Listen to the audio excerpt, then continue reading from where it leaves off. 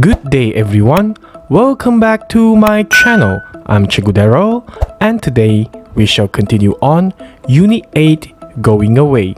For your information, this is the third lesson which is on page 85 on your student's book. At the end of this lesson, you should be able to talk about future plans and intentions. The language focus for our lesson today would be using be, going to in affirmative, negative forms as well as questions.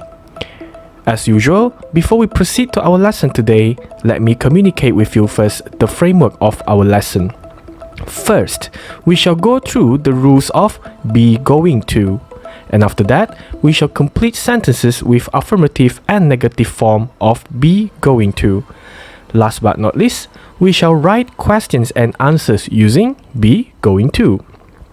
Without further ado, let us move on to the first activity of our lesson today, which is to go through the rules of be going to. Now let's try to read these examples carefully first, and you are going to tell me what can you imply. Sentence number 1, we're going to climb the Eiffel Tower. Sentence number 2, I'm not going to go away. Sentence number 3, what are you going to do this summer? Sentence number 4, are you going to stay in London? You can either answer yes I am or no I'm not. So based on these 4 examples, what are your implications? Number 1, we use be going to talk about present or future. Number 2, not is used between the word be and the word going to in negative sentences. Number 3, subject pronoun is between the word be and the word going to in a WH question. And last but not least, we start off with the word be followed by subject pronoun and the word going to in a yes or no question. Yes or no question means here is that a question that you ask which will prompt people to answer either yes or no. Now, generally, in writing sentences, this is the formula.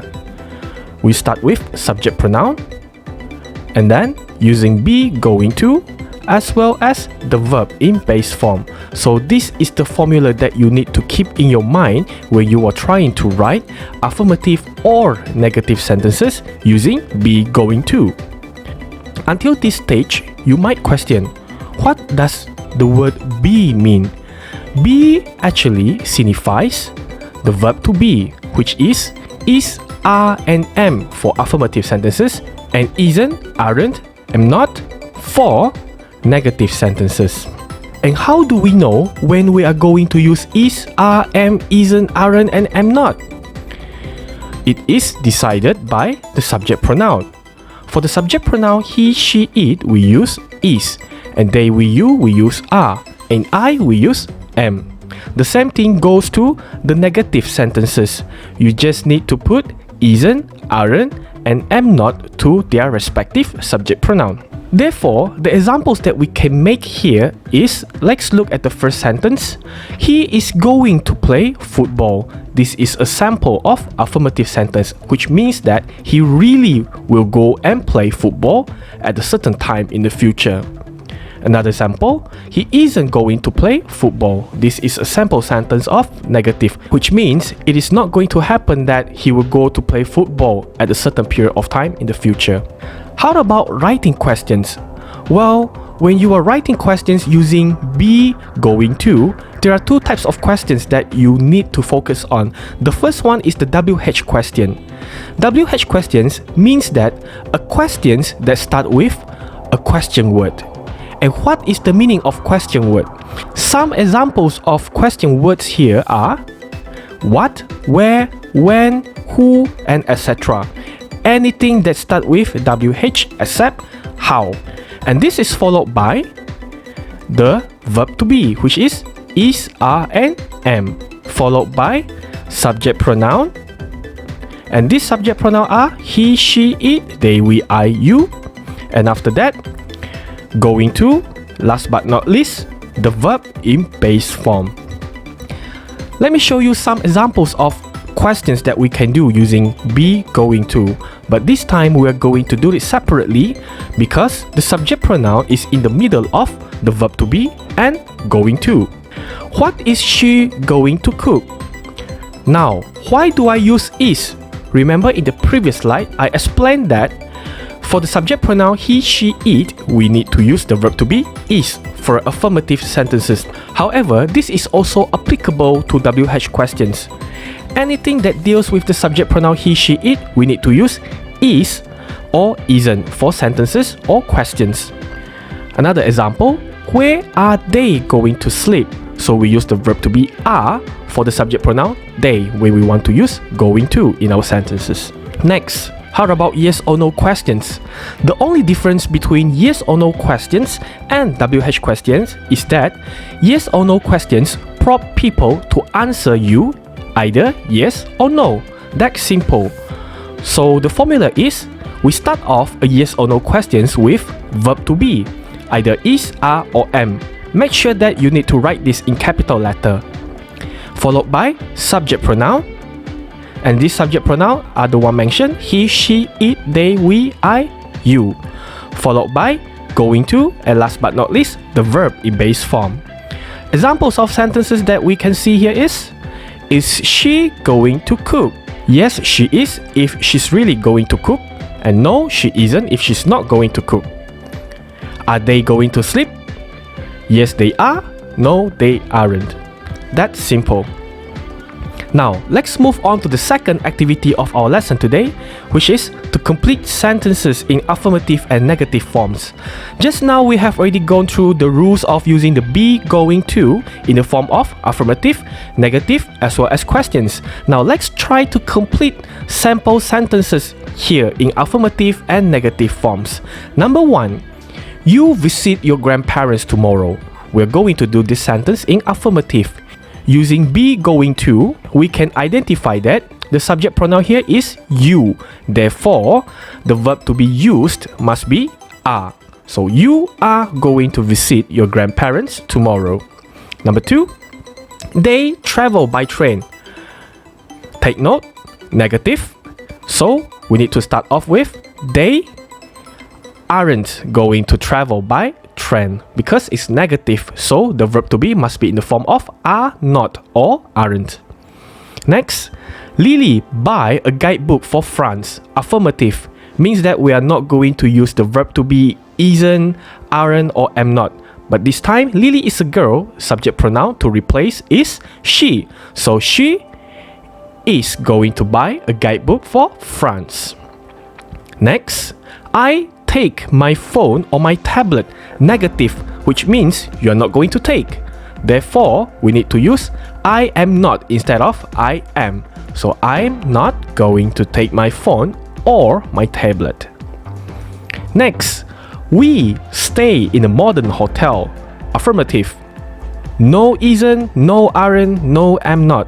So we need to use are because of the subject pronoun we. We are going to stay in a modern hotel. Next, Pavel study French next year. Negative. Pavel is either a he or she, so we need to use the verb to be is. But since it's negative, so we need to use isn't. So Pavel isn't going to study French next year. He's going to study Spanish. So can you understand the concept of using the be going to in writing affirmative and negative sentences?